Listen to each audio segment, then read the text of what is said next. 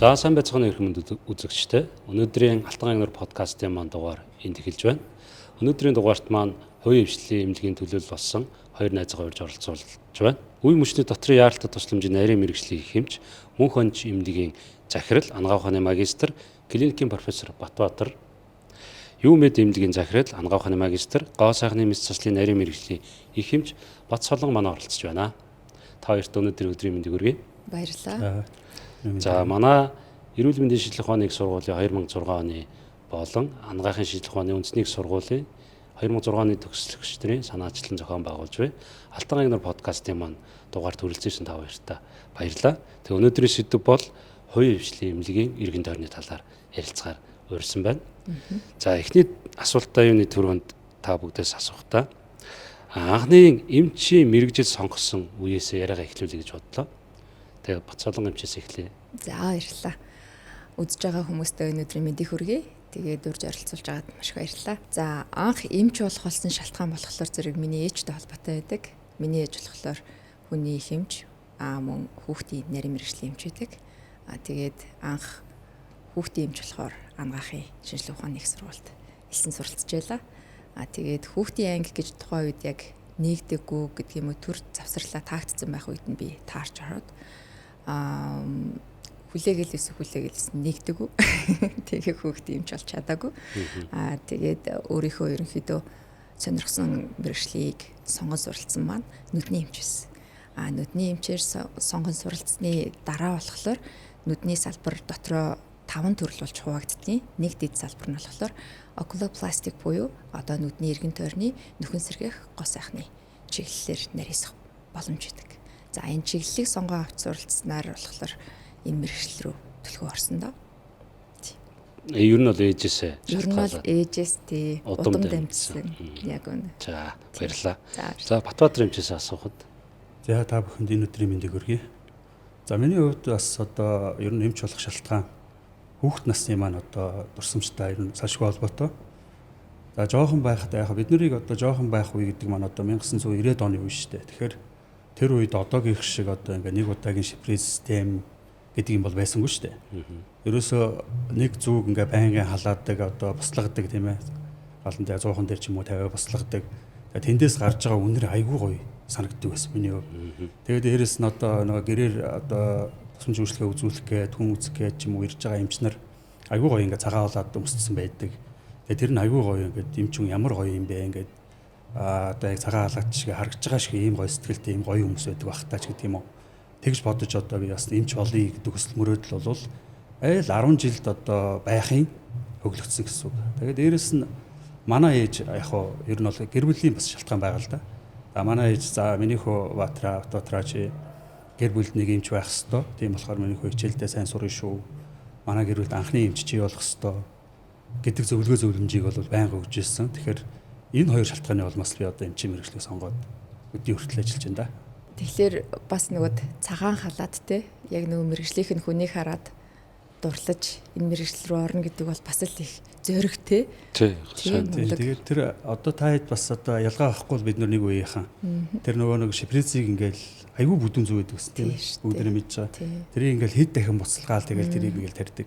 Тэндээс гарч байгаа үнэр нэг л тийм нэг мэдрэмжийг одоо юу ч гэмээр юмтэй тийм ээ. Тэгээд энэ байдлууд ер нь бол эмч болоход миний хувьд бол айгүй их юм төлөвлөсөн. Подкастын ивент тэтгэгч Golden Tip Нүүрам шүдний имлэг.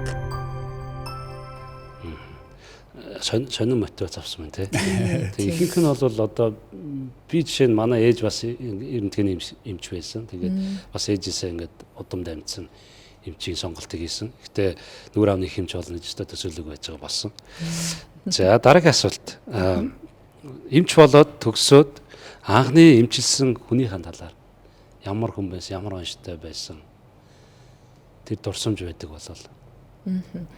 Анхны биднийг яг анхан эмч болоод суралцж явах явцад бид нар бол яг одоо нүдний мэргэжлэр би бол сурсныгаа л санаж байна. Тэрнээс өмнө ерөнхий мэргэжлэрийг сураад эмч болоод хүн эмчилснээ бол санахгүй л байна л да. Шууд бид нар чинь 6 сард нь хүний хэмжээр төгсөөл 10 сард нь резидентд ороод тэгээл нүдний нарийн мэргэжлийг эзэмшсэн. Тэгээд яг төгсөх явцдаа болохоор бид нар гартан шалгалт өгдөг. Бие даан одоо яг хүнийг эмчлэхтэй сторо бие даан нэх тэнцээ эмчилгээгээ бие даан төлөвлөхтэй. Тэгээд тэр хүнээ одоо хөвтүүлээд эмнэлгээс гарan гартал нь дараа нь мөн давхар хяндаг. Тэгэхэд нэг эмээ байсан. Тийм одоо санахад яг 67 та гэдэг насл надад тод байна. Нэрийг нь бол үнэхээр санахгүй байна. Тэр хүн дээр болохоор би одоо гард үйлдэлийн шалгалт гэж юм өгчээсэн. Тэгээ тэрэн дээр зөхний одоо дотогш эргэх эмгэг байсан. Дотогш эргэх эмгэгийг арснаас нөөлж авах байдлаар засах тийм заслыг хийж анх шалгалтаа онцгөөд тэгээд нүдний эмчээр төгсөжсэн байдаг. Мэдрэмж гоё байсан. Амар өмнө нь бол тэрнээс өмнө яг бие дагаад тийм заслыг суралцж байгаа явцад ер нь хийдэггүй шүү дээ. Бид нар чинь заавал яг сеньор эмчнэраа тий. За чи энийг хийчих гэдэг тийм даалгаврын тий. Сүүл рүүгээ бол аяанда тогтсон одоо бид нар яг эмчийг орж ирэхэд өвчтнөө бүгднгийн одоо мис засал дээр бол тийм ээ ариутгаад бэлдээд мэдээ алдуулаад эмчийг орж ирэл шууд зүсэл эхлэхэд бэлэн болгосон байдаг. Дараа нь эмч яг гол зүйлийг хийлээ гараад явахад нь бид нар төгсгөлийн бүх процедурыг хийдэг тийм байдлаар ерөнхийдөө сурдаг. Тэгээд яг тэрэн дээр гардан бүх зүйлийг хийхэд бол айчсэн. Ягаад тэгэхээр зөвлөдөг эмч маань байхгүй. Зөвхөн бие дагаад шийдвэр гаргаад тэнд одоо ойдлын хоорондын зайч гэдэг юм айл эдийг яаж хатгах вүлээ ч гэдэг юм уу те одоо яах вүлээ зангидхаа хүртэл баг тухайн үед ингээд паниктаад мартах асуудлууд гардаг. Тэгээд дэжгөө шалгалтаа даваад эмч болж исэн мөч бол бас айгүй тод байдаг. Гоё дурсан ч тий. За Баатар эмч. За миний хувьд анх ч одоо бид бүгдээрээ л 2006 онд төгсөөл эмч боллоо. Тэгээд би анх яг эмчийн гараагаа үе эмнэлгээс эхэлж ирсэн. За миний ажилд орсон эмнэлэг болохоор яг үе мөчний чиглэлээр нарийн мэргэжлийн тусламж үйлчилгээ үзүүлдэг. Дээрээс нь хагалгаа хийдэг эмнэлэг байсан. Тэгээ би анх одоо тэр манай одоо багшил хэлжил тэр ажилд орсон юм л та. Тэгээ ажилд орох гээд яваачсан чинь би хүлээгээ сууж илаа. Тэгтэл одоо баг миний ээж шиг ингээ үйлчлэгч ирээл миний хажуугаар ингээ цэвэрлэгээ хийж явснаа. Батбаатар эмчүүд таа гээл би тэгээд анх удаа үгүй надаас настай хүн яагаад намайг таа гэдэг юм бол гэл. Одоо бид нар ч адилхан нөгөө дөнгөжл ангаах төгссөн нөгөө эмчийн ёс зүй этик гэдэг юм бас нарийн мэддгүй л шүү дээ. Тэгээд ямар гоё салбарт би орсон юм бэ? Одоо эмч болсон бас бахархал бас яг тэр үед төрж исэн байхгүй. Тийм шүү тий. Тийм. Тэгээд би одоо дөнгөж яг за хүнээ яаж үзэх вэ гэдэг арга барилыг бүр үнэхээр толгойд буухгүйсэн. За одоо миний үүдээс ингээ хараа сууж байгаа замраа гэдэг өвчтөн байлаа гэж бодоход би энэ хүний зовир шаналгааг яаж илрүүлэх вэ? Ямар зөвлөгөө өгөх вэ? Энэ хүнд одоо яг чанарын хувьд одоо яг тодорхой хэмжээнд хүрэх ёстой юм би хүргэж чадах болов ч гэдэг юм. Айгүй их айдас байсан л да. Тэгээ манай ерөнхий эмч за тэгээ би яах ёстой гэхээр за ерөнхий эмчээсээ харъя. За манай ерөнхий эмч ямар зөвлөгөө өгдөг юм бэ? За тэр бүгдийг хараад за энэ хүний л дагуу би ингэж явах ёстой юм байна. Хүнийг ингэж үзэх ёстой юм байна гэдэг арга барилыг анх авсан. За тэгээд ер нь бол анх одоо үзэжсэн, эмчилжсэн өвчтнөөс одоо мотивац авах гэхээсээ илүү тэр эмнэлэгт ороод би удаагүй цалингаач аваагүй байхдаа тухайн эмнэлэг манай хагалгаа хийдэг. Намайг за Батбаатар эмчээ чи энэ хагалгаанд орно шүү. 2 дугаар ясын тийм гэлдэг лээ. Тэгээ би болохоор юу нөгөө мис засал байтгаа өнөө үзэх арга барил суугаагүй өн чин жоохон айгаад сандраа тэгэл орсон л доо яхахгүй. Тэгээ ороод за 2 дугаар ясанд нь ийм хийдэг юм байна. За ингээд тэр хэвлийн хөндийг нээсэн байхад үний хөндийг нээсэн байхад энэ дотор орж байгаа шааргийг тоолох хэрэгтэй юм байна. Хариуцлага гэдэг юм бол Батбаатар 2 дугаар ясанд хийх хэрэгтэй юм байна гэдгийг анх тэр үед мэдж авч ирсэн. Тэгээд за ингээд хагалгаа дуусаад ерөнхий хагалгаа удирдах байгаа юмч гараа явцдаг.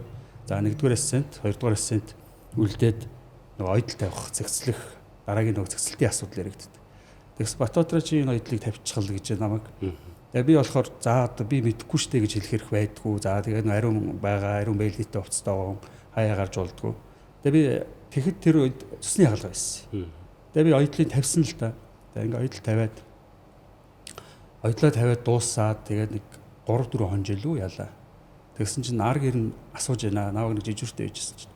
Батбаатар эмчээ та манай ээж ойдлыг та тавьсан уу гэл тэгэхээр би айгүй бардам. Тэгсэн шүү дээ би тавьсан гэсэн чинь. Яасан гэдгсэн чинь. Тийм баха айгүй муухай ойдол тавьсан гэсэн. Тэгээд тэр аргаар юу яагаад хаглаа дуусаад одоогор бол нөгөө зүгээр эмчнэрийн гар сайлгалт гэж байдаг шүү дээ. Тэр үед ингээ нэг доктуутай юм өгч ирсэн. Тэгээ тэр нь юу юм болоо гэдгсэн би цалин авахаас өмнө 100,000 төгрөгийн тэр аргаас тийм сэтгэлийн бэлэг авч ирсэн. Одоогор бол тэгэл ахвал явчих байх л та. Миний хувьд бол тийм. Анх яг нөгөө дэмчнэр ихтгэл хүлээлгээд ч гэдэг юм уу те. Яг хариуцлагатай байдалд ингээ хөтлөөд за одоо тэрийг энийг ингэх гээд би даасан ажилбар хийлгэх явцад айгүй үгүй шүү те. Тий. Айгүй хэцүү те. Тэгээд тулчгаар бол яач болохгүй. Амрагийн хувьд яаж исэн? Хизээ Подкастын ивент тэтгэгч Юмэд гол сайхны мэсэслийн имлэг. шүд өрөмдөж анх удаа. Бид нар чи харьцангуй нөгөө 4-р курсээс шахав хүн үзээ авчдаг. Тэгээ хинхэн дандаа ингээд курсынхаа өөрсдийнх нь л үзэж байгаа шүү дээ. Ер нь бол харьцангуй манай шүдний салбар бол эрт клиник дээр гардаг. Тэгээд нөгөө 100 дадлагын ажиллаараа ер нь бол эмнэлгүүд дээр очиод тэгэл боломж олцоогоороо чадхаараа л үзлүүд эхэлдэг ус. Гэтэ миний санаанд нэг гардгуу дурсамж анх нөгөө нарийн мэрэгчлэрээ төгсөөд нүр амны согоцлын эмчээр буюу одоо химийн шүдний эмчээр төгсөөд тэгээд нэг 2 өвчтөн дээр химийн шүд хийсэн. Тэр нь ингээ нэг шүд авалттай тийм цогог дээр химийн шүд ийгээд тэг гол нь тэр хоёрын хамгийн одоо инээдтэй зүйл нь вэхээр шүдийн солиод харуулаа явуулсан. Нөгөө химийн шүд бааш нэг жижиг авддаг химийн шүд хуунцаар тэр шүдийг ингээ тааруулдаг. Амар сони ингээ өөлөөл таарж өгдөг. Тэгээд хийж явуулчаад 2 дахь өвчтөний эрэхт нь санаж байгаа байхгүй. Тэгээ ядахна тэр хоёр хоёулаа дээдлийн нэг араагаа ахуулсан. Тэгээ яг байрлалын хувьд баруун зүүн талын ингээ зүүрүүлсэн. Тэгээ би тэр хоёр дээр хоёулын дээр нь хоёр шүдийг тааруулаад ингээ явуулсан. Тэгээ 2-3 хоногийн дараа тасчтай юм байлээ гээд ингээ явуулсан. Тэгээ тэр ингээ санаанаас гардггүй тэгээд бас л фейлжтэй. Тэгээд шин залуу юм чинь л туршлагагүй байдал байхгүй. Тэр бол айгуу миний бодлоор бас айгуу гоё юм. Өөрт ингээ гоё чи болоог байгаа шүү гэдгийг өгсөн мессеж гэж би боддог. Тэгээ тэрийг ч гэсэн бас ингээ залууд өнөртөө бас хуваалцдаг гоё. Яагаад тэгэхээр эн чинь хүн алдаанаас суралцж байгаа шүү дээ. Тэндээсээ тодорхой хэмжээнд. За дараагийн асуулт бол хувийн хвшлэр рүү оръё хэдүүлээ. За миний олж мэдснээр бол мөнх хон чимлэг маань 2013 оноос эхэллээ. Юмэд имлэг маань 2021 оноос эхэллээ байна. Монгол улсад хувийн хвшлийн имлэг үүсгэн байгуулагдаад миний олж мэдснээр 93-4 онд эхэлсэн байлээ. Тэгэхээр бас тэр үеэс хойш бодоход хувийн хвшлийн имлэг бол 2000 оноос хойш бол нэлээд хүчтэй хөгжөөд явсан. Тэгээ нэлээд олон салбарууд нэгдсэн. Тэгэхээр энэ асуултын маань гол асуух гэдэг зүйл ихөр хувийн хвшлийн имлэг гэдэг бол нэгдүгürt маш том зориг эхлүүлэх. Хоёрдугаарт маш том эрсдэл. Тэгээ энэ зүйлүүдийг бид нар ингээд тодорхой хэмжээнд тооцоолж бодоод эхлэх цэгээ хатгсан байгаа. Тэгээ 2013 онд хувийн имлэг эхлүүлэх шалтгаан юу байсан бэ? Яг Подкастын ивент тэтгэгч Сэцэн Мед имлэг. Миний хувьд одоо хувийн имлэг нээх шалтгаан, за хувийн имлэг нээхээс өмнө нэмж болох шалтгаан бол мэдээж ээж маань байсан. Ээж маань захиас түрүүн дахиад хэлэхэд за миний хүн эмч болно шүү. За эмч болохдоо бас одоо хувийн имлэгтэй болно шүү гэж надад их захидаг байсан. Тэгээд их сургуульд одоо яг оюутан болоод за хичээлүүдээ сураад за өвчин ороод эхэлдэг шүү дээ. За тэр үед бол угаасаа ингээл дэлж өгөр ургана гэдэг шиг одоо өсөл зориг бол айгүй тодорхой болж байгаа юм л да. Тэгэхээр яг хөө миний хувьд ер нь яагаад хувийн имлэг нээх болсон шалтгаан гэвэл ерөөсөө одоо ер нь бол бидний хувьд за ангаах одоо зориг шулуудаад ангаахт одоо эмч болно гэдээ орсон оюутнууд за эмч нар ер нь бол ихэнх хувь нь баг 70-аас дээш хувь нь хувийн имлэгтэй болъё ч гэдэг юм уу. Энэ бол мөрөөдлийн нэг хэсэг байх гэж боддоо. За миний хувьд бас мөрөөдлийн маань нэг хэсэг байсан. Тэгээд дээрэс нь одоо 2 дугаар шатал, 3 дугаар шатлын эмнэлгүүд ер нь бол ялангуяа энэ одоо улаан гал цэг дээр байдаг яаралтай тусламжийн эмч нарын хувьд бол айгүй их ачаалттай байдаг. За тэр нь юу ах вэ гэхээр одоо архаг өвчнийг бидний хувьд бол за тэр яаралт одоо галын цэг дээр байгаа одоо яаралтайгийн эмчнэр бол хурц болон хурцвтар өвчтөй. За амь нас тэнссэн үеийн тусламж үйлчлэгийг үзүүлж явах хэрэгтэй шин. Тэгтэл яаралтай тусламж яагаад гэнэ вэ гэхээр ерөөс амбулаторийн тусламж үйлчлэгийг үзүүлдэг. Зүгээр нэг одоо даралт ихсээд нэг кризис өгөөд ч юм уу толгой дээрх эргэнгүүтэл за болохоо хэллээ гэж нөгөө хүлээх яаралтайгаар 24 цагийн нээлттэй байдаг эмчнэр дээр ирдэг бүх асуудлууд үүсдэг. За нэгэнд ороод ирсэн эмнэлгийн хаалгаар зориод ороод ирсэн хүнд бид нар тусламж үйлчлэгийг үзүүлэхгүй бол бүх асуудал үүснэ. Тэгэхээр энэ архаг өвчтөй хүний тусламж үйлчлэгийг үзүүлж байхын оронд амь тэнцсэн үеийн нэг тусламж үйлчлэгийг үзүүлээд тэр хүний амийг аврах нь одоо 2 болон 3 дугаар шатлын эмнэлгийн яаралтай тусламжийнхны ажил байхгүй. Тэгэхээр миний хувьд болохоор за тодорхой хэмжээгээр энэ баян гол дүүрэгтэй одоо өөрийн амьдарч байгаа орчиндөө эмнэлгээ байгуулъя. Тодорхой хэмжээгээр нэг доороос тусламж үйлчлэгийг цогцоор авах боломжийг бүрдүүлье. За хөдөө орон нутгаас ирсэн хүмүүс амьдгаар явхад яг нэг үйлэхэд одоо танил тал байхгүй бол явдггүй шүү дээ. Тэгэхээр тэр хүмүүс бол сая миний хэлсэнтэй адилхан арга өвчтөн хүмүүс гэдэг байхгүй юу. Зүгээр одоо нэг жишээсээр уурыг алдж जैन энэ шалтгаан нь юу юм? За даралт ихсэж जैन эсвэл толгой эргээд байна. Эсвэл сэжэр өвдөд энэ шигдэс ч юм уу. Энийг л одоо ялгах. Тэгэхээр ядаж одоо энэ 2 болон 3 дугаар шатлалын амт инсүгийн тусламж үйлчлэгээний ирээд байгаа хүмүүсийг тодорхой хэмжээгээр одоо энэ эрүүл мэндийн салбарын ачааг тодорхой хэмжээгээр жоохон багасгахыг хөв нэмэр оруулъя ч гэдэг юм уу. Энэ үүднээс бол би бас эмнэлэг нэй. За тэгээд дээрэс нь хувийн эмнэлэг байна гэдэг бол өөрсдөө бүх нөөц бололцоо бүх юм одоо өөрийн одоо дураар чиглүүлж явуулж чадах учраас л хувийн эмнэлэг нэй гэсэн бодол төлөвлөх болсон. Юу мэд? Манай эмнэлгийг үүсгэн байгуулахад гол нөлөө үзүүлсэн хүмүүс бол манай үйлчлүүлэгчид. Тийм. Миний хувьд болохоор өмнө нь одоо ашист төр хугацаанд багшилж байлаа. Мөн грант мед эмнэлгийн нүдний эмчийг бас төр хугацаанд хийж байлаа. Ингээд явж байхад болохоор зэрэг тодорхой хэмжээгээр одоо хувийн чиглэлээр гэдэг юм уу те холбогдож надаас одоо яг зохины мэдслийн ч гэдэг юм уу те энэ окулопластик чиглэлээр маань одоо үйлчлэгээ авдаг хүмүүс зөндөө байлаа. Тэр хүмүүс маань болохоор дандаа л цог юмч та хийцээ те өөрийнхөө хувийн эмнэлгийг нэх юм бэ. Таны хувийн эмнэлэгт л очиж имжлүүлмээр байна штэ гэдэг саналуудыг ерөөсөө байнга тавьдаг гэсэн. Тэрнтэй холбоотойгоор 18 оноос хойш би одоо танил найз нөхдийнхээ эмнэлэг дээр те очиод үйлчлэгээ үзүүлдэг байж яснаа. Дараа нь ерөөсөө за окей. Ерөөсөө л дээ энэ болохгүй юм байна гэд. Тэгээд өөрийнхөө хувийн эмнэлгийг нээжсэн. Хувийн хвшлийн эмнэлгийг үүсгэн байгуулад явна гэдэг бол айгүй зөндөө биднээс зоригтэй дөрөв амрагийн хэлсэнчлэн хариуцлага тий тэнд ёс зүй этикийн асуудлууд яригддаг.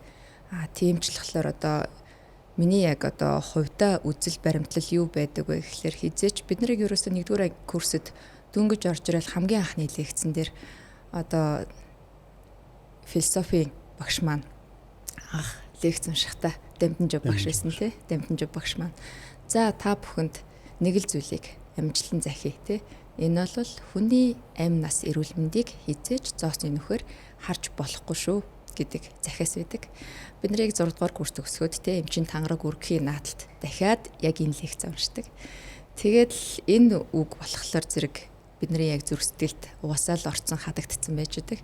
Тэгээд анхны нөгөө боловсруучсан болон бэлтгэгдэж байгаа газар маань улсын эмнэлэг байсан учраас тэндээс ч авсан бас одоо хариуцлагын те ёс зүйн бас хэм хэмжээ надад тогтсон байсан. Тэр нь болохоор одоо хүмүүст сэтгэлээсээ те үнэхээр боломжтой болвол түүнд одоо хантал үйлчлэгээг үзүүлэх.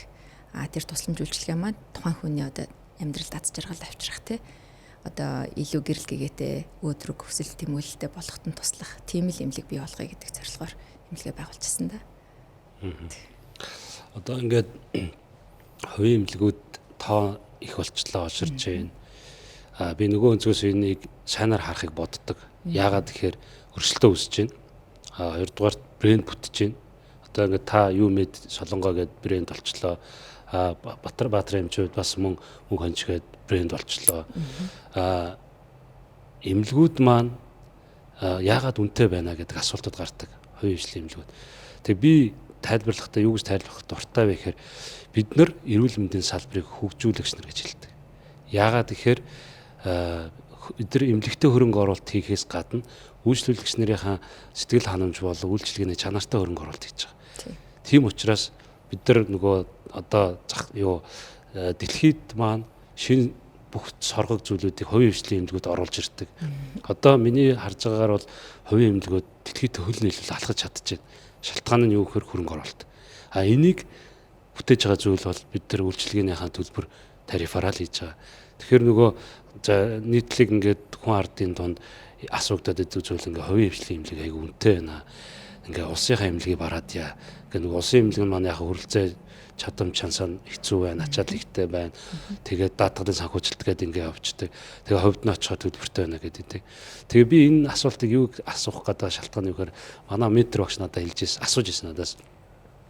Амраа эмнэлгийг менежер удирдах хэрэгтэй юм уу? эмч удирдах хэрэгтэй юм уу гэдэг асуулт. Тэгээ би тэр үед ингээд багшаа эмнэлэг эмчүүд захирал нь эмчил байх хэрэгтэй шүү дээ гэдэг ингээд тухайн хариултыг өгж ирсэн. Тэгээд эргээд нэг 10 жилийн дараа би ингээд санхүүгийн сургууль суралцчаад тэндээс авсан ойлголт юу гэхээр амар том менежер энэ том энэ одоо байгууллагыг удирдах явах хэрэгтэй мэн гэж харсан. Яг эмч байх хэрэгтэй. Хостол бүр гоёх гэдэг шүү дээ. Тэгээ эндээс юу асуух гэдэг нь тэгэхээр хувийн эмнэлгийн удирдлагууд аюулгүй сайн менежментийн бодлоготой хүмүүсүүд авч явах юм байна гэдэг тийм хариултан дээр очисон баг. Хоёрын хувьд энэ асуулт. Подкастын ивент гэвч цагаан уул эмэгтэйчүүдийн эмнэлэг. Тийм шүү дээ. Одоо би мөнх онч эмнэлгийг хараад бахархдаг байхгүй Батбаатараар. Тий, вау, тий. Хөөх, ийм ундаг том эмнэлгийг тэгээд нөгөө нэг үйлчлүүлж байгаа хүмүүсийн амнаас тий үнэхээр шагшин магтсан одоо уламжлалт болоо Европыг хослуулсан тийм ээ. Тэр хүмүүст нэн шаардлагатай эмчилгээнүүдийг ерөөсөө харамгүйгээр маш сайн сэтгэл ханамж үүсгэн тий түгээж идэг. Тий тэрийг нь зөндөө олон хүнээс сонссон найз нь. Тий тэгээд өстө ямар мундаг юм бэ энэ чинь тэгээ манай курсын залуу шүү дээ гэд дотроо л маш их бахархалтай байдаг. Яг үүнчлэн цаана нь Батбаатарт мундаг бастай удирдах ухааны менежерийн тий тэр менежментийн бодлого явж байгаа даа гэд өөрөө нөгөө тодорхой хэмжээгээр бас тэрийг мэдэрсэн хүн чинь бас бодоод байгаа ш дотроо бидний хувьд ангаахад сурахад бол үнэхээр энэ менежментийн сэтгэхүй гэдэг юм уу тийм ээ одоо энэ санхүү болон маркетинг энэ зүйлүүдтэй холбоотой мэдлэг олгогдоог байдаг. Суулаард. Тий ерөөсөө тэгэнгүүт энэ салбар руу ороод ирэх үед л бид нар ерөөсөө бүх зүйлтэй нүрт болдог. Нүрт тулаад гэхдээ одоо үүнд гарц гаргалгааг тий яаж одоо бий болох вэ гэдэг дээрээ бол өстой айгүй олон төрлөөр толгой бас бодох тий цаг наргүй л түүнийг одоо бас эргэцүүлэх шаардлага гарч идэг. Боломжтой бол бид яг эмч мөртлөө менежер гэдэг мэргэжлийг давхар эзэмших хэрэгтэй юм билээ. Тий одоо амбра нэг ярьжсэн те манай ангаах дээр нэг тим анги нэгдсэн байт юм билээ. Эмнэлгийн удирдах ухааны анги гээд тэрэнд нэг суучмаар юм билээ шүү гэж хэлжсэн. Тэрэнд суух гэхлээр бас цаг зав юу хийсэн юм 2 жилийн сургалт бүтэн яг одоо оюутан шиг сурах юм билээ шүү дээ. Бас цаг зав асуудал бас чангадаг. Гэхдээ богино хугацааны бол нэлээ олон төрлийн сургалтад бид нэр хамрагдчихэж наад захын мэдлгүүд те одоо энэ яг мэдээж чинь байгууллагын задлал компани гэж бүтцэн тий энэ компани хэрхэн авч явах хэрэгтэй байдгийн удирдлагын төвшөнд бид нар юу одоо хянаж мэдэх хэрэгтэй байдгүй тий тэр мэдээллүүдийг бас авч иж л явждаг. Батбаатарын хувьд яаж явдаг вэ? Яг миний хувьд угаасаа хэцүүлтэй за хувийн эмнэлгийг авч явахад эмч байх юм уу менежер байх юм уу гэдэг чи одоо яг л асуудал тулдаг тий. Тэгэхээр яг эмч хүн мэдлэгтэй байхын хажуугаар ер нь бол сэтгэлтэй байх хэрэгтэй. Хамгийн гол юм. Сэтгэлтэй байна. Мөн дээрээс нь хариуцлагатай байх хэрэгтэй. Тэгэхээр энэ зарчмын хүрээнд л ер нь бол явах нь хамгийн зөв. Одоо бид нэр одоо сайн менежер хийх гэж чадахгүй байлээ гэж бодоход ядаж одоо бид нэр ингээд биднийг зорин ирж байгаа үйлчлүүлэгч нартаа тусламж үйлчлэгээний тэр хүртээн хэмжээг яаж чанартай болгох юм? Яаж одоо хоцрогдолгүй байлгах юм? Хүлээгдэл үүсээд байгаа мó? Юун дээр нь асуудал байгаа юм? За энийг шийдэхийн тулд угаасаа л багийг бүрдүүлэх хэрэгтэй. Эмч юм бол. За эмнэлгийг авч явж байгаа удирдлагуудын хувьд бол сайн баг бүрдүүлсэн байхад Батбаатар байсан байгаагүй энэ асуудал бол уршаа явдгаар л явна гэсэн. Миний хувьд бол тийм. Мундаг багтай хүн байна тий. Хичтгэлүүлсэн байгаа байхгүй л 2013 онд чинь тий. Яг үнэ. Одоо л хэдийн ингээд нөгөө мотором иргэцсэн байж шүү дээ тий. Яг нөгөө sustainable business болол тий. Continue байх нь шүү дээ. Нэг жоох эвгүй асуулт руу орох гэдэг. Эвгүй гэдэг нь юу гэхээр бидрийг одоо хувийн хвшлийнхнийг ингээд бусдын нүдээр харахаар эвгүй хардаг гэхээр мөнгөтэй гэж хардаг. Мөнгөтэй гэдэг нь юу хэлэх гэдэг нь гэхээр одоо юу гэдэг ингээ ямар нэгэн мөнгө санхүүтэй холбоотой юм хувийнхан мөнгөтэй эсвэл хувийнхан спонсорлж очтой гэдэг иймэрхүү юмнууд ирдэг штэ. Тэгээ би энийг саяхан мэдэрсэн шалтгаан юу гэхээр манай курсын охин ингээ 20 жил өөр эмнэлэгт ажиллаж байгаад хувийнхаа эмнэлгийг нээж байгаа. Тэгээ би саяхан очиж за яаж энэ эмнэлэг нь хэр байна ингээд тусдаа гарах ямар байна гингүүд найз нь ингээд сард ингээд за тоон дүнгээр нь хэлэхгүй ингээд зээл төлж байгаа. Тэгээ би ингээд хүмүүсийн ажилтны цалинг тавиад тэгээ би ингээд цалин өөр дээр 200,000 төгрөг авч үзлээ гэж. 6 сарын дараа л гэж байгаа юм л та. Ингээ эмнэлгээ байгуул. Тэр хүн 20 жилийн туршлагатай ихтэй хувийн хвшлийн эмнэлэг байгуулсан. Тэнгүүд ингээд тэр хүмүүнийг ингээ хувьдаа гараад хувийн эмнэлэг байгуулад ирэхээр хүн болгон боломжтой болцоотой гэдэг талаас нь хаардаг. За муухайгаар хэлэх юм бол найзсууд хамаатан садангууд хүртэл ингээд хэлэг барих гэж үздэг ч гэдэм үү те. Энэ зовлонгууд хувийн эмнэлгүүдээр байдаг. Надад ч гэсэн байгаа, та бүгдсэн байгаа. Энэ тал дээр ингээд за яг ингээд гомдол тэгээд ярих наашиг. Гэхдээ хувийн эмнэлэг аж ахуй хөтлөө явах гэдэг бол миний саяны түрүүний асуусан золиос айгүй том золиос.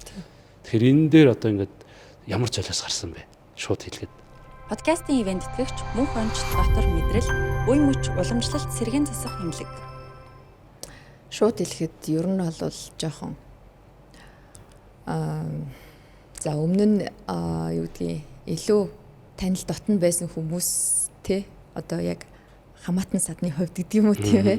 Тэр хүмүүсийн хувьд л арай нэг жоохон өөр ойлголт өгөөд л өнгөрөх шиг болт. Таагүй. Тий, таагүй. Одоо тий яалтчгүй бид нар чинь үйлчлэгээ үзүүлэх гэдэг бол ардталтаа баг ажиллаж байдаг тийм ээ. Тэнд бид нар одоо офисын түрээс ээж болно. Тэнд одоо цахилгаан тий урсгал зардлууд гарч болно. Ажилчдын цайлсан хөлс гарч болно тий. Тэднийг ерөөсөө хүмүүс тооцдгүй л тий. Тий огт тооцохгүйгээр зүгээр л ирээл үнгүй үйлчлүүлээд явах нь бол тэдний одоо эрх үүрэг мэт ханддаг. Тий тэр тохиолдлуудад бол тэгээд л за уучлаарай бид нар яалтчгүй те санхүүгийн алба маань ийм тодорхой хэмжээний зардал мөнгийг угаасаа бодож тооцоолсон байдаг. Та хамгийн одоо үнгүй орж байгаа хэлбэр бол энэ зардлыг л ядаж тийм ээ төлсөн байхыг биднээс бол өгсөж байна гэдэг шаардлагыг тавиал тэгэл явдаг та. Батрэмчэд. За миний хувьд болохоор ер нь бол хувийн эмнэлгийн цаана за нэгдүгээрт нь хүний нөөцийн бүрдүүлэлт байна. За хоёрдугаарт нь санхүү эдийн засаг мэдээж байна. Одоо хөрөнгө санхүүгээ хаанаас гаргах юм? Бид нар эсвэл одоо гадаадын хөрөнгө оруулалттай юм уу? Эсвэл тууз ч юм уу тийм ээ? Эсвэл өөрөө яг ингээ бор зүрхээр энэ асуудлыг аваа явж байгаа юу гэдэг асуудал. Мөн дээрэс нь одоо өөрчлөгөө үзүүлэх энэ эмнэлгийн чинь барилга байгууламж гэдэг асуудал байна. Тэгээ өдөр тутмын санхүүгийн зарлага одоо зардал гэдэг өчнөө зүйл байна. Тэгэхээр энийг бол яг дотор нь тогоон дотор нь чанагдж байгаа хүн л ойлгоно. Тухайн одоо байгууллагыг авч явж байгаа одоо солонгой юмч ч юм уу одоо би ч юм уу маш сайн ойлгоно гэсэн үг байхгүй юу. Бусад хүмүүсийн үдээр бол энгийн сайхан нэг эмнэлэг явж байна. Айгуу сайхан гоо сайхан эмнэлэг байна. Айгуу сайхан хэвтүүлдэг эмнэлэг байна. Айгуу гоё барилга байна ч гэдэг юм уу. Ерөөсө тэр өнцгөөс хардаг. Тэгтэл яг дотор нь адилхан л нэг айл явж байгаа. Адилхан л нэг хамт олон баг бүрэлдэхүүн явж байгаа. Тэр болгоны цаана эдийн засгийн хөшүүрэг нь хаанасаа гардыг ямар юмнаас үүдэлтэй явдгийг гэдэг нь бол одоо хүн болгон тийм нээлттэй биш учраас хүмүүс яг тэгдэг л дээ. Одоо жишээлбэл ойлголт нь арай өөр байдаг. За одоо манай Батбатар бол яах вэ? Манай Баатар бол яах вэ гэж одоо найз нөхдийн хувьд ч гэсэн. Одоо чи энийг хэвтүүлчихэж энийгээ зохицуулаад өгөөч. Эсвэл өөрийнхөө эмнэлэг чи боломжгүй болвол 3 4 хэлээ яриад өгөөч гэдэг юм одоо иймэрхүү асуудлууд аюул их хэлтэй ер нь бол. Тэгэхээр тэрийг бол ангийн хүмүүс ойлгохгүй. Одоо энгийн хүмүүс гэдэг нь бидний дотор орж ирээд одоо бидний баг бүрэлдэхүүн болоод нэг тогоон дотор чанагж үдсэн үед нь л за үнэхээр манай Батбатар одоо манай Солонгой айгүй хэцүү байдаг юм байна. Нэг өдөр дарга хийдэг юм байна, нэг өдөр няруу хийдэг юм байна, нэг өдөр дэрэл барьчихсан ханы юм цоолоо явж идэг юм байна ч гэдэг юм уу. Ийм асуудлууд байгаа юм. Гэхдээ энэний цаана ерөөсөө эмнэлгийн удирдлага байлаа гэдэг, эмнэлгийн одоо эсвэл эмч байлаа гэдэг адилхан л одоо зовдөг зүрхтэй, шаналдаг одоо сэтгэлтэй арга гэртэй амьдралтай хүн л байдгийг шүү гэдгийг л хүмүүсээр нь бол ойлгочихвол айгуу зүгээр юм гэж бодож байна. Зүгээр одоо орчин үед хүмүүсийн ойлголт нь бас харьцангуй засарч байна тий. Одоо бизнес гэдэг утгаар нь бас харж харьцах тий. Найз нөхд маань ч гэдэг юм уу ер нь бол ойлголт нь харьцангуй засарч гэж би бол харж байгаа. Зүгээр хамаатан одоо ойр дотны хүмүүсийн хувьд яг тэр өнцгөр нь бас арай харж хэмжээгөөч гэж болох юм. За ерөнхийдөө манай асуултууд дуусч нэг хоёр асуулт үлдэж байна. Товч хариулахыг хичээгээрэй. За. Эхний асуулт маань юу вэ гэхээр хувийн хвшлийн эмнэлэгт ажиллахын одоо сайн муу тал, эерэг болон сөрөг тал хэлж. Жишээ нь над дээр яадаг гэхээр сайн тал нь бол яг би ингээд цагийн менежмент хийх боломжтой. Улсын эмнэлэгт ажиллаж байсан бол бид нар өглөө очиод орой тарах гэдэг тий ажлын 5 өдрөөр явдаг гэдэг. Гэтэл хувийн салбарт ажиллах бас нэг давуу тал нь надад ажиглагдсан зүйл цагийн менежмент өөрөөсөө хийж чаддаг. Боломжтой бол нэг өдрөө чөлөөлчих гэдэг юм. Сөрөг тал нь би юу анзаарсан гэхээр нөгөө ялангуяа шүдний эмнэлгүүд ихэнхдээ хагас бүтсээр нэгэн завгүй байдаг. Тэнгүүд хагас бүтсээр би хүүхдтэйгээ уулзаагүй байх тохиолдол их байдаг. Ялангуяа хүүхд маань сургуультай өглөө яваад орой ирэнгүүт ингээд ерөнхийдөө ажлын 5 хоног нь бидний уулзалт бага. Хагас бүтсээ тэр хүүхд манайгаа ямарч явах үед ингээд гэр бүлийн өдөр хийгээд ингээд явах гэхээр хагас бүтсээ тэр би ажиллаа хийх гэдэг. Тэгээ ингээд ажиглаад харахад бас хувийн хвшлийн сөрөг тал тэр үед юм байна гэж анзаарсан. Тэгэхээр хоёрын хувьд хувийн хвшилд ажиллахын сөрөг болон давуу тал нь ямар вэ? Товчхоноор. Энэ маа нөгөө магадгүй ингээ хувийн эмнэлгийг эхлүүлж байгаа хүний хувьд бас мессеж болох боломжтой. Арай олон жилийн туршлагатайгаар миний зэрэг. Яг нөгөө одоо эмнэлэг нэгж байгаа хүнд ч гэдэг юм уу одоо туршлага болох үднэс юм байна шүү Тий. дээ. Тэгэхээр яг ер нь бол эмнэлэг нэгж байгаа хүмүүс танд хэлэхэд одоо бодож байгаа зориг шулуудж байгаа хүмүүст хэлэхэд нэгдүгürt өөрийгөө ялан дийлгэж хэлбэр. Ерөөсөө. За яадгүй хөр яг миний хувьд бол тийм байсан л да. Одоо би ингээд эмнэлэг нээх цаг хугацаа болсон уу болоогүй. За Батбаатар гэдэг хүн ингээд тусдаа гарахад одоо мэдлэгийн хувьд боловсрсон уу? За босод одоо зүйлүүд ер нь төгс бүрдэж чадсан уу? За санхүүгийн хувьд бас одоо боломж байгаа юу? Тэгээд дээрэс нь одоо над дээр ирэх хүн одоо Батбаатарыг зориод ирэх хүн тоо хэд байх юм бол энэний цаана ерөөсөө ихтгэлцэл тухайн хүнд одоо ихтгэлцлийн гүүр үүсэх гэдэг асуудал байна. Одоо яг тухайн хүнд ихтгэл найдварыг яаж төрүүлэх вэ? Тэгж бодсны хүрээнд дээрээс бол яг би тухайн хүнтэй ингээд тулж ажиллах цагийг жоохон төлхөө гаргасан. Тэр нь юу гэсэн үг вэ гэхээр одоо мэдлэгтэй нэг нь л одоо эмч болоод идэх асуудал биш шүү дээ. Ер нь бол тухайн хүнийг хэр сайн кэрлж чадж байна, сэтгэл санааг нь хэр сайн ойлгож байна. Магадгүй энэ хүн зөвхөн өвчин ярьж орж ирээгүй. Гэр бүлийн асуудал байгаа юм уу? Одоо нийгмийн харилцаанд бас юм байгаа юм. Тэрийг сайн ойлгох, ярилцах, тухайн хүн рүүгээ гоё нэвтэрж орох. Тэгсний хүрээнд одоо миний хийж өгөх зүйл бол одоо миний эмчилгээ эхлэегүй байхад би ингээ сайхан ярилцаад ойлголцсон байхад миний эмчилгээ ер нь 50% эхэлсэн гэж ойлгож байна. Тэгэхээр ерөөсөө бид нөр ганцхан одоо өвчнийг эмчлэх биш. Тухайн хүний сэтгэл санааг ерөөсөө ойлгох хамгийн гол чухал хөшүүрэг бол энэ байдаг. Тэгэхээр энэ байдал дээр анхаараараа ер нь бол одоо дараагийн одоо хойч үед тэгэхээр ерөөсөө өөрийгөө л ялан дийл хамгийн гол. Тэгсний дараа бол бүх юм чинь нээлттэй. Тэгээ зарим хүмүүс бол ингээд план гаргаад төлөвлөгөө гаргаад цаасан дээр бичдэг, зурдаг. Би бол тархин дотроо зурдаг. Ерөнхийдөө ярьдаг хүмүүст одоо зарим хүмүүс тэгдэг чинь ингээд дотроо бодож байгаа юм ингээд ярих юм. Тэгэхээр биелэх болчихно. Миний хувьд бол эсрэгээр хүн болгонд ярьж явдаг. За би ийм хийх гэж. Би ийм юм хийн. Одоо энийг хийх гэж. Тэгэхээр одоо нууц байх хэрэгтэй гэдэг. Миний хувьд бол харин эсрэгээр тийм биш байдаг. Төлөвлөгөөгөө сайн боловсруул, тэрийг яар хэрэгжүүл. Тэгээд дээрэс нь одоо хувийн эмнэлэг ажилуулахын давуу талууд маш их байгаа л да. Одоо хүний нөөцийн хувьд одоо манад ажиллаж байгаа хамт олонны хувьд өсөж одоо боловсрох нөхцөл бол нээлттэй гэсэн. Аль болох энэ хүн өсөж хөгжиж гэвэл бидний зүгээс бол аль болох төлхөө дэмжинэ. Дээрэс нь одоо хувийн эмнэлгүүд, хувийн хвшлийн байгууллагууд одоо шинэ технологиг аль болох нэвтрүүлэх тал бол тийм хаалттай биш шүү дээ. Аль болох шинэ соргог эмчилгээ юу вэ? Тэрийг энэ одоо эмнэлэг дээрээ нотгшуулах, одоо хийж эхлэх, турших, судлах, одоо судалгаач байт юм уу, эрдэнэ шилжгээний ажил энэ хийх, тухайн хөгжих. Тэр бол тийм хаалттай биш, бүх юм нээлттэй. Инновац. Тийм. Тэгээд дээрэс нь тухайн хүмүүс за одоо бидний зориод ирж байгаа үйлчлүүлэгчийн хувьд бол бид нар хүснээр ая тухайг бүрдүүлж өгч чадна. Дээрэс нь одоо сэтгэл зүйн одоо эрч хүчийг өгөх, тухайн хүнийг ойлгох байдал. Дээрэс нь одоо нэг 7 хоног хэвтээд гарахад би ямар өрөөнд хэвтүүлээ гаргах юм, ямар үйлчлэгийг үзүүлэх юм. Тэгэхээр ерөөсөө л хамгийн цаана ерөөсөө хүн төвтэй үйлчлэл байх хэрэгтэй гэсэн үг. Хүн төвтэй үйлчлэл гэдэг маань нэгсэндээ үйлчлүүлж байгаа хүндэл чиглэлий тэнд үзүүлэх одоо манай баг хамт олон сувлах уу, эмчнэр онцлогоо юу гэдгийг тасаг нэгжүүд ерөөсөө тухайн хүндээ сэтгэлд нь хүрч үйлчлэе гэдэг. Энэ бол ингээд үеийн эмнэлгийн давуу тал бол. Сул тал. Сул талууд бол аягүй их байгаа л да. Мэдээж одоо бага бүрдүүлж чадаагүй одоо эмнэлэг байлиг гэж бодъё тий. Одоо би ингээд тухайн багтаа энэ онцлогооны багтаа ч юм уу одоо мэдрэлийн засгийн хамт олондоо, докторийн засгийн хамт олондоо ч юм уу итгэл хүлээхгүй бай. Эсвэл тэнд байгаа хүмүүс маань хариуцлахгүй бай. Одоо биднийг зорж ирж байгаа үйлчлүүлэгч маань ерөөсөө биднэрт одоо аймнаас эрүүл мэндэд даатгаж байгаа. Ер нь бол. Дээрээс нь итгэл найдвар гэдгийг авах гэж ирж байгаа. Тэгтэл тэр хүмүүсийн бид нар итгэл найдварыг улам алдагдуулаад одоо тухайн зовир шаналгааг нь багасгах битгий эргээд буруу зүрх эмчилгээ хийх асуудлууд. Энэ болгоны цаана ерөөсөө хариуцлага асуудал. Тэгэхээр ерөөсөө хувийн эмнэлгийн хамгийн том сул тал бол хариуцлага гэдэг юм аягүй чухал. Ерөөсөө хувийн эмнэлэг гэлтгүй ерөөсөө манай салбарын гол юм тэр шүү дээ. Тэгээ бид нар юун дээр алддгүй гэхээр ерөөсөө л харьцан хандлагын асуудал.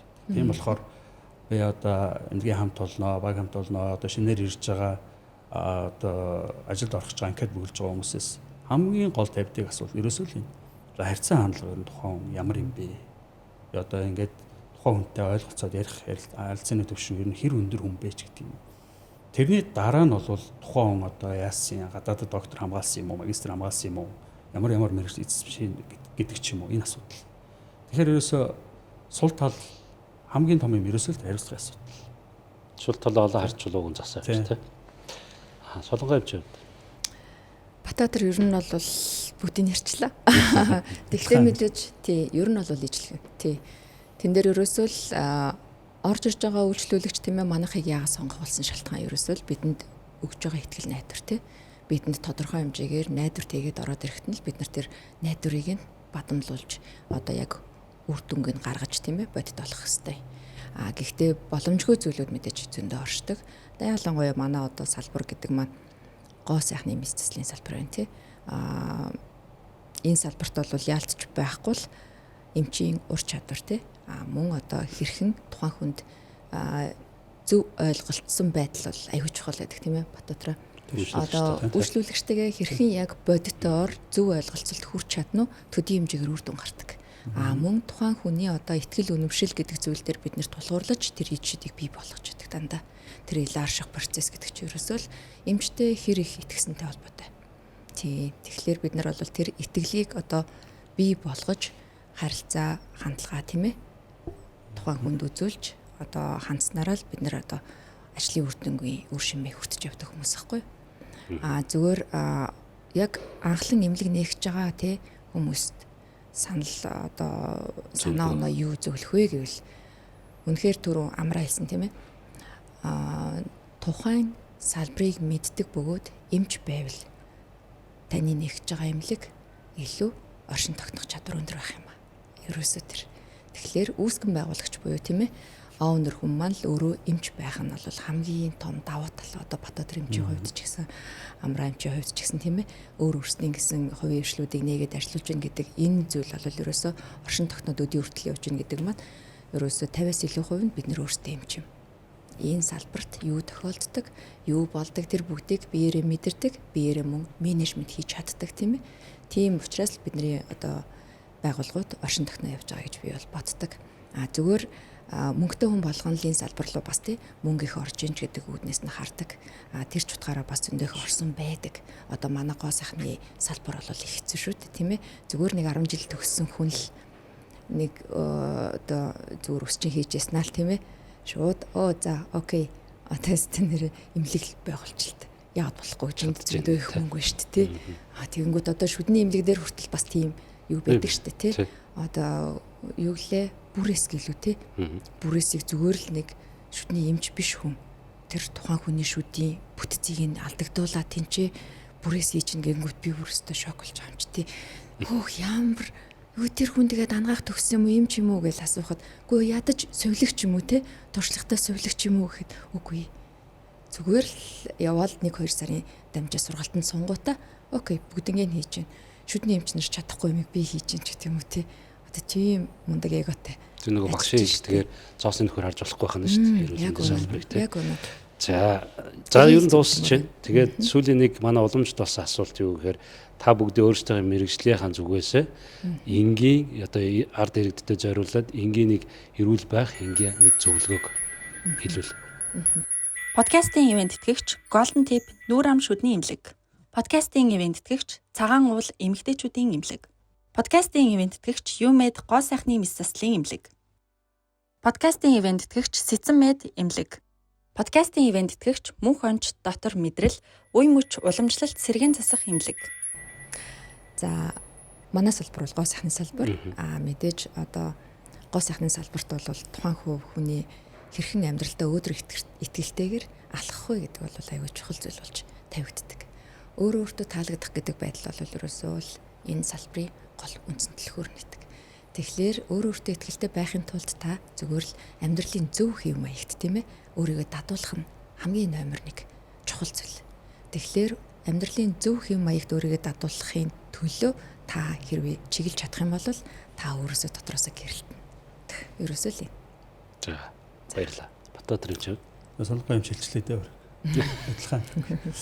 Яг зөв амьдралын хэв маяг л да. Ерөөсөө хамгийн гол нь. Тэгэхээр яах вэ гэхээр ядаж 7-8 цаг унтаж амръя. Үндсний хэрэглээгээ багасгая. За хоёрдугаарт нь алхахыг хөдөлгөөнтэй бай. Дасгал хөдөлгөөн хийдэг бай. За тэгээд одоо идж ууж байгаа юмдаа анхаарий. Одоо хоол зөв хооллолт тий. За гаж буруу зуршил байгаа бол татгалзъя. Хамгийн гол нь урьдчилан сэргийлэх. Өвдсөн хойно биш. Эрүүл байхад нь ядаж урьдчилан сэргийлэх үзлэг онцлогоогоо жилд нэг удаа хийлгээч. Эрүүл одоо мэндийн эрүүл мэндийн боловсрол тогтолцоо бас гайгүй иргэдэж чиглэсэн бас гайгүй хөгжиж шүү дээ. Тэгэхээр тэр олон жил төлсөн даатгалаа ашиглаад жилд нэг удаа ядаж үнгүй энэ урьдчилан сэргийлэх үзлэгтээ орооч. Эсвэл байгууллагатаа хэлээч. Тухайн байгууллага одоо хуулиндаа тийм байгаа шүү дээ. Тухайн ажилчдаа жилд нэг удаа урьдчилан сэргийлэх үзлэг өөрсдийнхөө зардлаар арай дүүрэгтэй хийлгэх ёстой. Эсвэл одоо төлбөрийн гаргаад хийлгэх ёстой. Энэ онцлогоогоо хийлгээч. Даатгалаа ашиглаж эрт дэлгэрүүлгээ хийлгээч. Урьдчилан сэргийлэх үзлэгээ байгууллагынхаа одоо дарга удирдлагатаа хэлээд энэ онцлогоонуудыг хийлгээч гэдгийг хэлмээр. За баярлалаа. Миний зүгээс бас нэг жижигхэн зөвлөгөө өгөхөд ус сайн уу гэдгийг ил зөвлөмөр юм байна. Маш олон зүйлийн эмчилгээний эхлэл ус байх юм байна. За ингээ өнөөдрийн дугаар маань энэ хүрээд өндөрлж байна. Өнөөдрийн дугаарт мөнх хон чимдгийн захирал ангаа ухааны магистр клиникийн профессор Батбаатар, ЮМЕД эмнэлгийн захирал ангаа ухааны магистр, гоо сайхны мэдслийн нарийн мэрэгчлэмж Батцолон орцлоо. Ингээд өнөөдрийн дугаар энэ хүрээд өндөрлөө. Баярлалаа, баяр та. Баярлалаа та бүхэндээ баяртай.